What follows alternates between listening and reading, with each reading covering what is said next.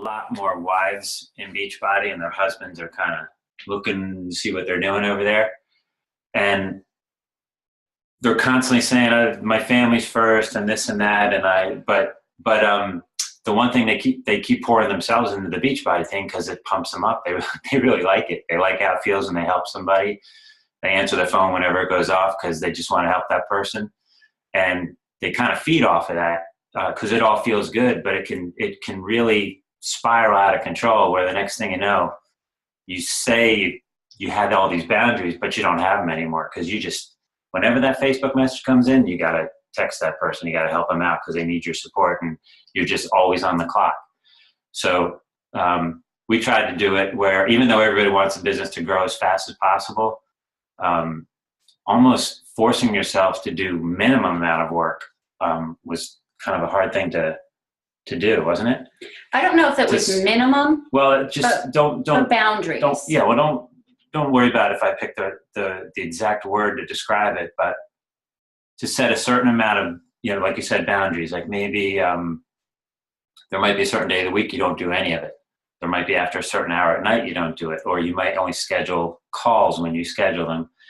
But it was really, it seems like such a common sense thing, but even though we kept saying we wanted to slow things down and put all the family activities first, we weren't really doing it until we said it out loud and tried to create a calendar for that too. It's another calendar. We've got a million calendars.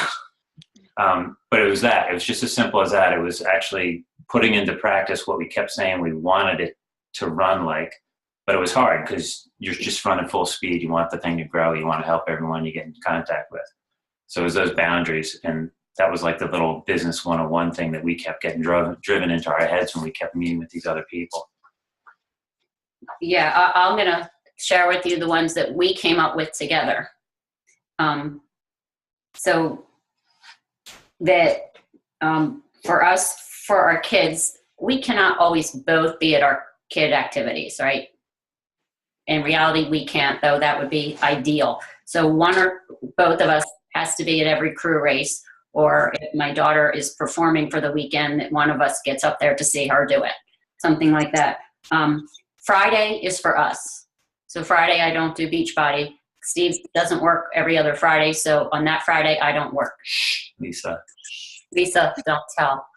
No, it's all up and up. Lisa they were kind of together.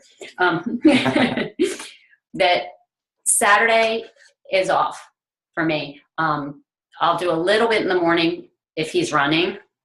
But Saturday is off. Saturday's kind of dead for Beachbody anyway, so Saturday is off. I do have to do some stuff Sunday night, but I try to have most of Sunday off, so that for us, because that was important.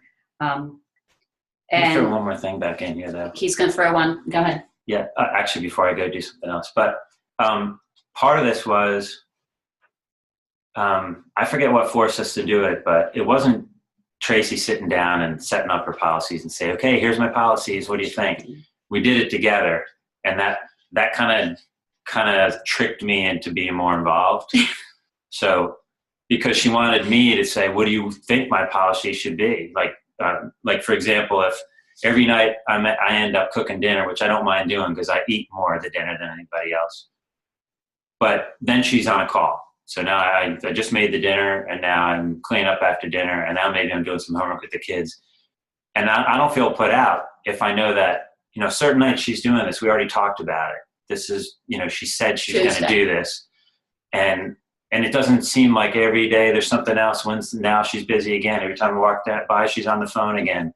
And it's all building a business and helping people and all that. But when she asked me what I thought the policy should be, that was like a real switch going off for me.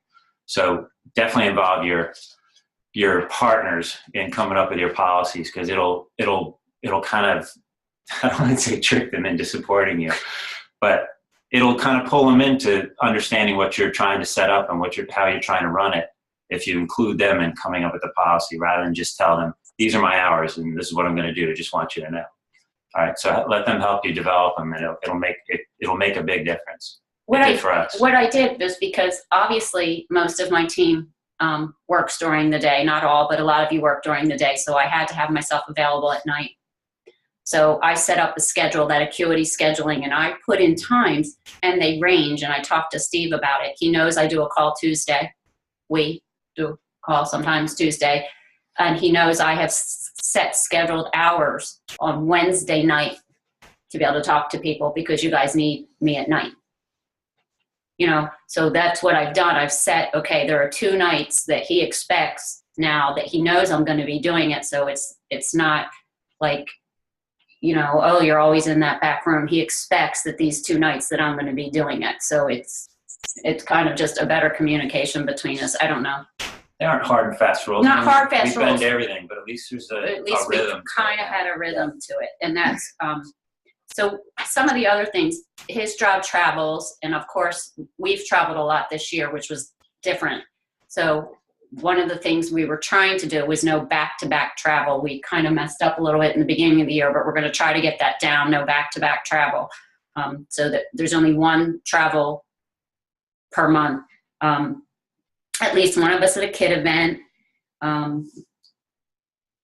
having 2 dates a month, because you can lose that, and holding each other accountable, him helping me hold my hours accountable. So if he knows that I said on Wednesday night I'm going to work, then on Wednesday night I'm working and not distracted, and actually utilizing that hour and saying to him, look, this is what I need to do, and those hours are 2. Hold me accountable to that so that I don't, go out and watch Modern Family. Well, yeah, but more often, honestly, the accountability is getting her to stop working, not getting her to work. It's usually the opposite. So, but now he has to go do homework. Yeah, now I'm going to do the geometry stuff. I just finished He just finished economics. Now he's doing geometry. So the kids have homework questions, and I win. So I'm not a math person. But I want to share my screen. I'm going to get my face too close. I'm sorry. I want to share my screen really fast and show you guys how we set up our year and how we were taught to do this. And we were taught to do it with Post-it notes. I have an Apple, so there's actually Post-it notes on an Apple. But you can just grab your Post-it notes and stick it on your mirror or your window or something. So I'm going to open my, see if I can open Post-it notes and see them and share my screen.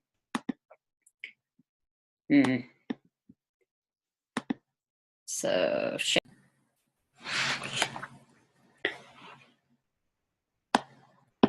I wanted to do a quick screencast and show you how we set up our seasons and fit our policies into the year and see it at a glance. And this is the Post-it format we were talking about, and you can do it on your computer or use real Post-its or in a notebook, but to be able to see the year at a glance, important things right at you. So if somebody asks you or you have to look at the month, you can really fast see if, my home policy, I can't do that.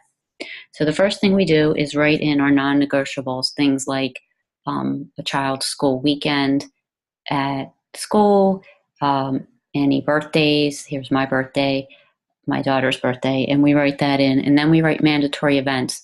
In my job, I have a convention in July.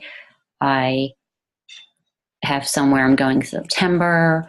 I had a convention in March, and I had somewhere I had to be in January.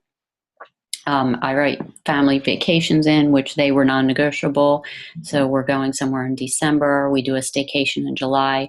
So this is what we do. We write out our non-negotiables and our what I call mandatory events. Then I write the events I'd like to attend, that not necessarily do I need to, but I'd like to. So I put them there with a question mark. There's an event I'd like to attend in November. I actually don't know the exact date, and that's part of the question mark because my son's birthday is in November. So I don't know that I'd be doing that. So that's what I do. And if you were to have a speaking appearance, you could write that in. And then I go forward and I write my seasons in, and I believe we like to do 2 seasons a year. That's what we were taught in our mentor group, so that you don't overwhelm yourself, and you do 2 90-day seasons. So I'm right now in what I call a team growth push season, and my next season is going to be a training systems, where I'm going to look at how my team is doing with the trainings and where I can revamp that. So this is what I do. I write it all out, and then I can stick to only one travel per year. I have 2 seasons, and then I have 2 seasons where I'm not pushing for this extra goal, and I can concentrate on what I need to do in the small parts of my business, the everyday parts, and then not be so overwhelmed. So I just wanted to show you that, to write out your policies and put in your mandatory events and put in what's non-negotiable and look at it and make sure that it falls into the policy that you wrote out. Anyway, I hope that helps.